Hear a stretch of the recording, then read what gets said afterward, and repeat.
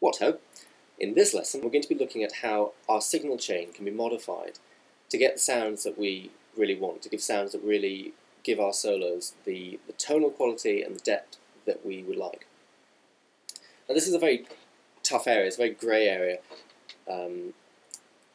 for us to explore, because I can't tell you what equipment to buy.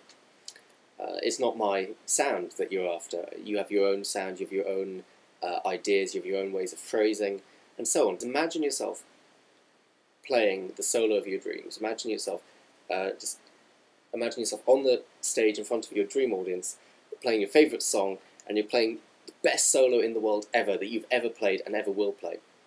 And just ask yourself, what does it sound like? What are the tonal qualities? What guitar are you playing it on?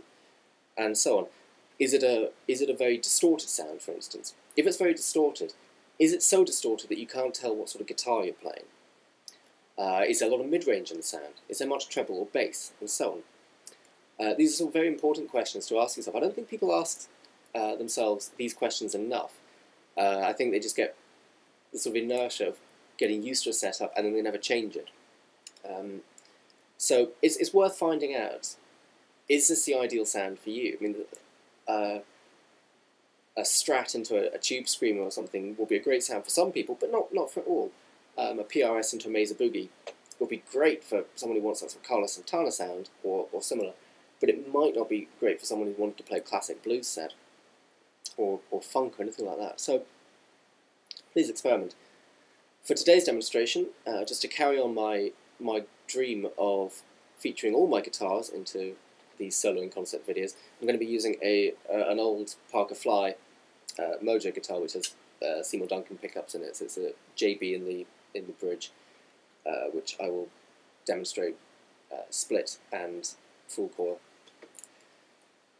And I'm going into a Laney LC15 reverb amp, which is set entirely clean. I think this is a very important component of sound. I think it's really good to get the best clean sound you can out of an amp, so that all your rhythm guitar playing sounds as good as it can. You get a nice crisp attack and a bit of bite, and then add overdrive, distortion, fuzz, what have you, in front of that. And I think it gives you some of the best tones, at least for my playing. But please do experiment and prove me wrong. Please do. The pedals I'm going to be using in this demonstration are, I'm not endorsed by the companies. I'm not endorsed by Parker or Laney or any of the pedal companies. I believe very much in playing anything that sounds good and feels good and is right for me. I'm not being paid to demo any of these. And for the guitars and amps and pedals I'm using this, trust me, I use plenty of other ones for other things. This is not an exclusive thing, and I couldn't tell you what equipment to buy anyway, because it's none of my business what equipment you use to get the sounds that you want. I'll just show you what we've got. I'm going to be using two high-quality boutique American pedals. One from the Full Tone company, which is the Full Drive 2 MOSFET edition. This functions as a dual stage overdrive. It's like it's essentially two tube screamers, just with a lot more tonal variety. And the first channel really acts as a clean boost, and the next one acts as much more sort of saturation. Very versatile pedal, used by a lot of different people, and very nice. You know, we do like this one in my rig. But if you really need a bit more extra bite, we're going to add in the Exotic Effects BB preamp, which this is the Andy Timmons signature model, which, if I'm led to believe correctly, just adds a huge dollop more mid-range and much more of a sort of a rock sound to the whole thing. This will add the extra, in the words of Spinal Tap, this will be our extra push over the cliff.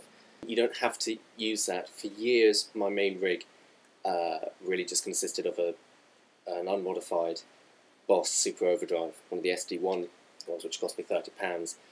And the other day I picked up a Dan Electro transparent overdrive for £30, and they're fantastic. You know, I've got no complaints about that. It doesn't really matter what you use as long as you're happy with the sound.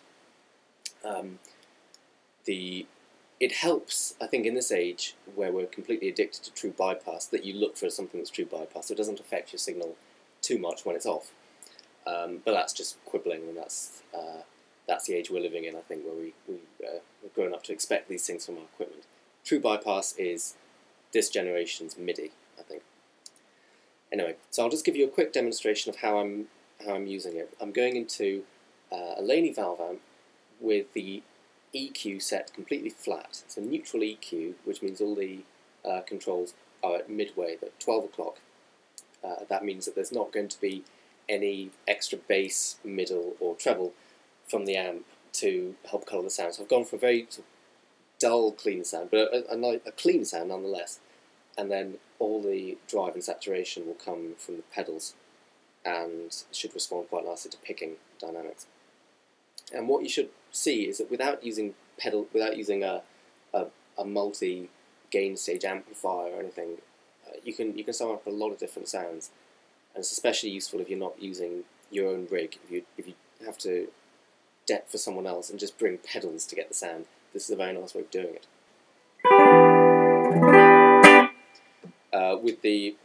And now what we're going to do is to switch in the clean boost to give you an idea of how this could be used to boost a normal rhythm sound for solos and the like.